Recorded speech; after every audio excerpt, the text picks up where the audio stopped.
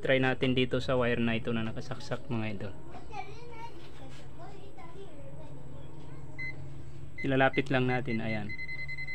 So may may current na dumadaloy dito mga idol kasi tumutunog siya. Ayan. So dito sa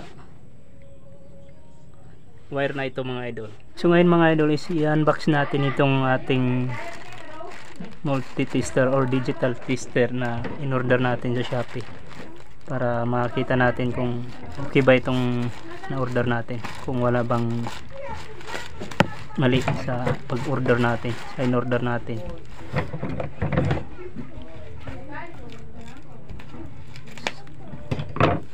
So may link itong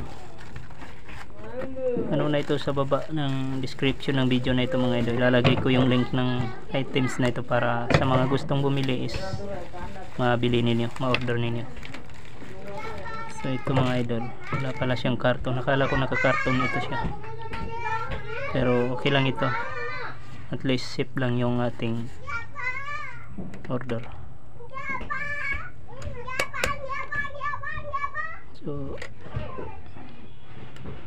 wala pa siyang battery, lalagyan natin siya ng battery mga idol. So ito yung battery na gagamitin natin mga idol, dahil wala pa itong hindi kasama yung battery sa pag-order natin. Kailangan natin tanggalin yung screw dito sa kanyang takip. Ayan.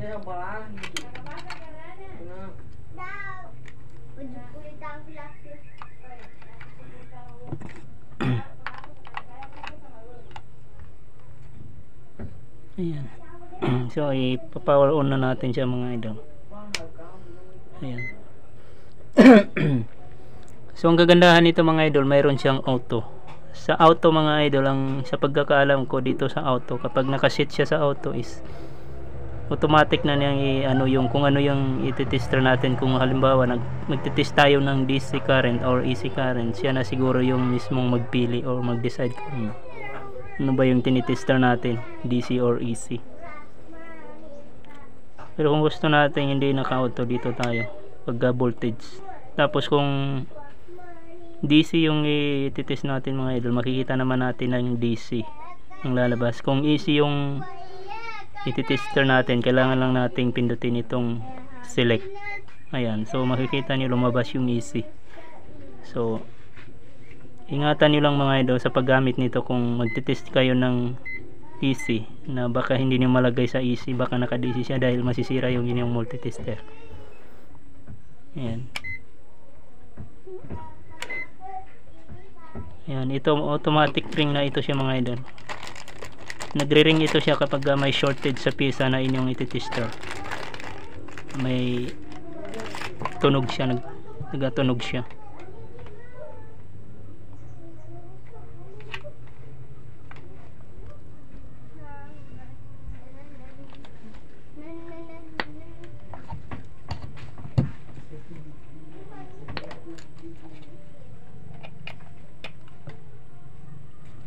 Yan, isiselect lang natin dito.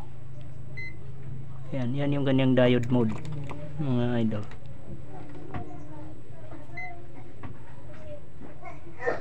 Tanggalin natin yung takip ng ganyang pin. Ayan. Ayan. Okay. Ibig sabihin goods itong ating na order na tester mga idol.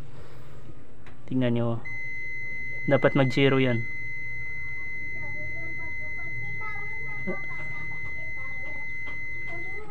Ayan. Sa mga gustong bumili nito mga idol, mayroon tayong link na nilagay sa comment section at sa description para ma-order ninyo. Ayan o, pag nilagay nyo siya sa auto, ang kagandahan nito mga idol, mayroon siyang auto. Sa mga hindi pa marunong gumamit nito, maganda ito kasi lalagyan nyo lang siya sa auto.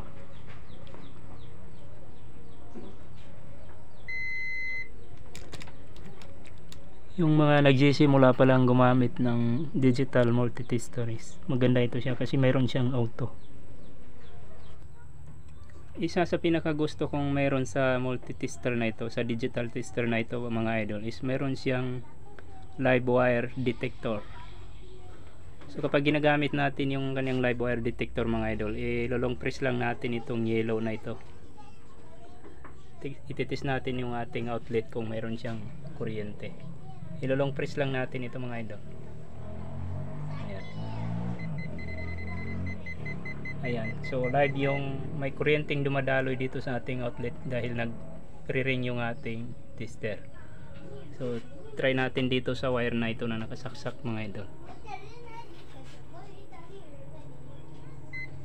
Ilalapit lang natin, ayan. So may live na, so may current na dumadaloy dito mga idol kasi tumutunog siya. Ayan. So dito sa wire na ito mga idol, i-try natin para matest talaga natin itong isang wire na ito. Tatapat lang natin siya sa wire tapos ilolong press natin ito. Ayan. Ayan. Ulitin pa natin. Ayan.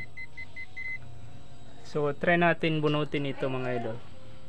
Then iti-test natin. Ayan. So iti-test natin ulit. Ayan. So EF lang yung lumalabas mga idol at hindi siya nagre-ring. Ibig sabihin walang kuryente na dumadaloy sa wire na ito. So isa ito sa pinakagusto ko sa digital tester na ito mga idol. Ay mayroon siyang current detector or live wire detector.